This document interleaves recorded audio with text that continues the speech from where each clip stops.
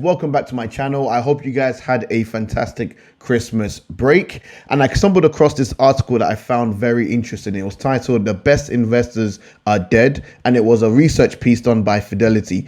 However, I want to end this video on this article, okay? So I've got a few things that I want to talk about, and I also want to give you guys a bit of a warning, okay? So I'm probably going to title this video "A Warning for Long-Term Investors," okay? Especially if you are in small and mid-cap stocks. This is a warning for you guys because it could take a lot longer than we expect to see returns, okay?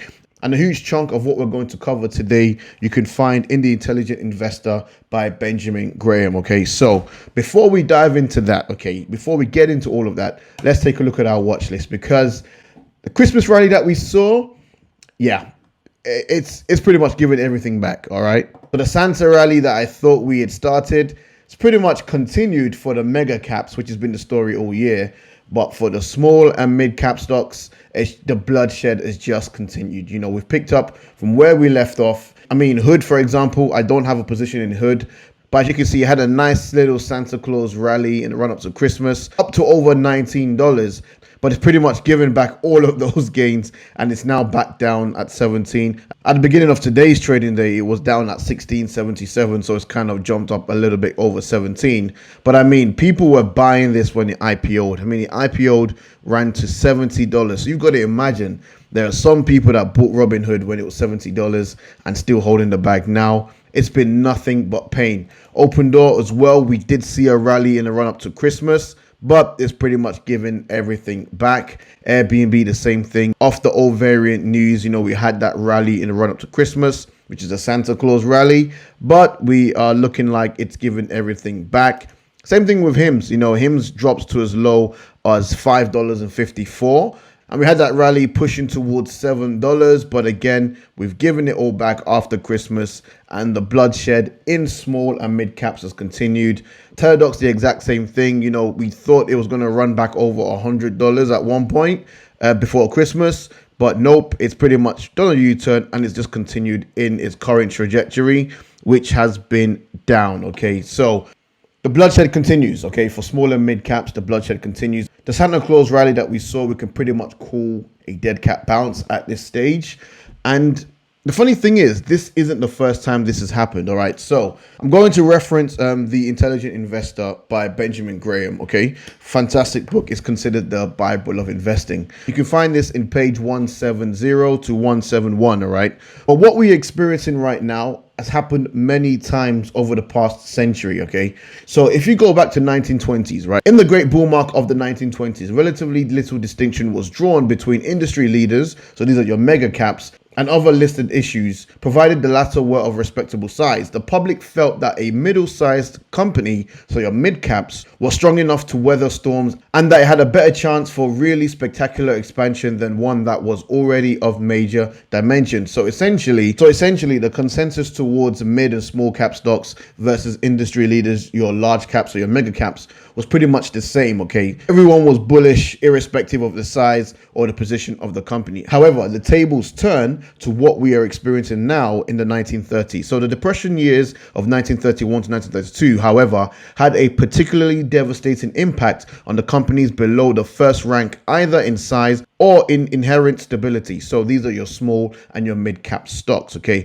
As a result of that experience, investors have since developed a pronounced preference for industry leaders and a corresponding lack of interest most of the time in the ordinary company of secondary importance, okay?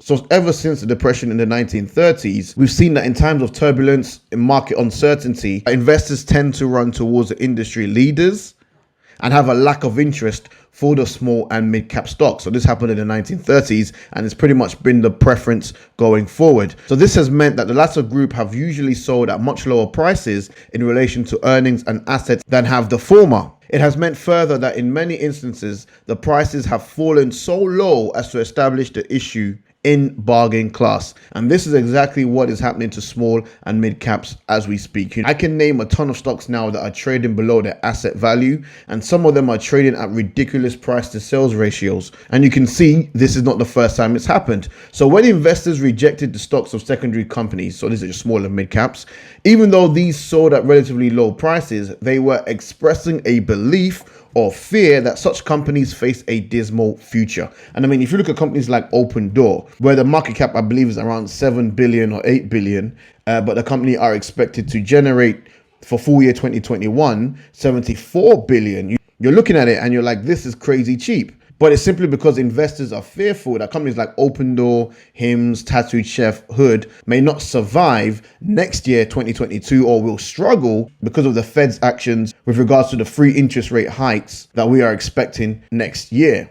And Benjamin Graham also goes on to say that, in fact, at least subconsciously, they calculated that any price was too high for them because they were heading for extinction. You see, this is exactly what's going on. I mean, you're seeing day after day, week after week, they're just constantly getting destroyed in the markets. And, they're being priced to fail. Or as Benjamin Graham says here, that they're heading for extinction.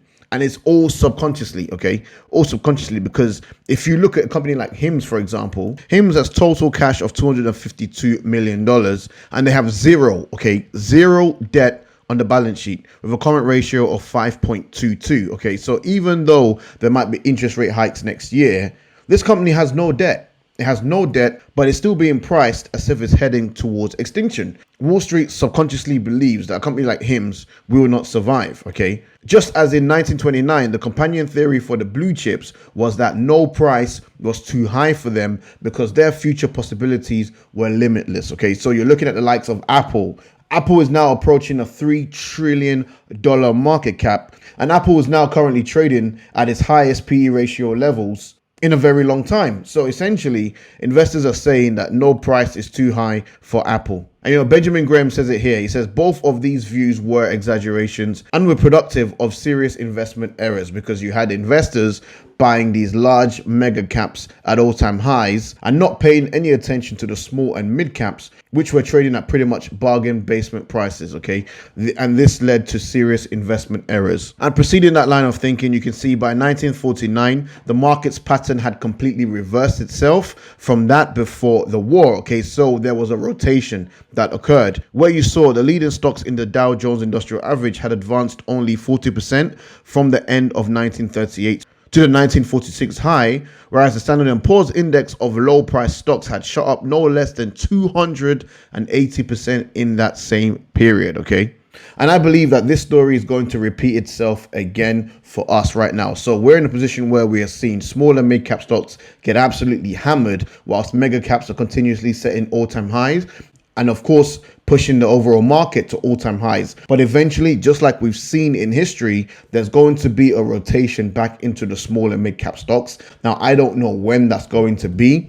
If we're basing it on this case study, so they started shorting small and mid-cap stocks in 1931 and 1932, and then the rotation began in 1938. So essentially, 6 years, it was a 6-year period whereby small and mid caps were getting absolutely destroyed and mega caps were just going higher and higher.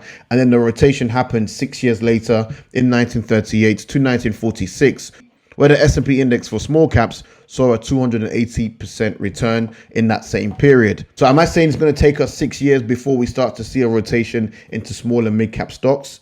Possibly. And it is possible that it could actually take even longer than that. And, this is a nice segue into this study here about the best investors are dead. Okay, so Fidelity noted an internal performance review on accounts to determine which type of investors received the best returns between the year 2003 and the year 2013.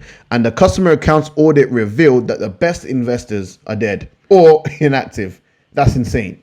That is insane. So the inactive investors were people who switched jobs and forgot about an old 401k.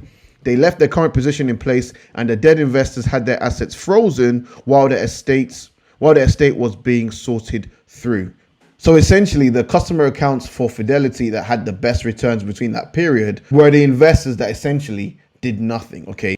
Either because they were dead or because they were inactive and they forgot about their accounts. And the article summarizes here that do not try to overcomplicate your investment decisions. Buy low cost, low turnover products, but most importantly, ignore the daily market fluctuations and also tune out the talking heads on TV. So your CNBCs, your Bloombergs, all of these news reports that come in that could cause you to close your position or reduce your size, or for whatever reason. Essentially, the best investors do nothing. They are patient.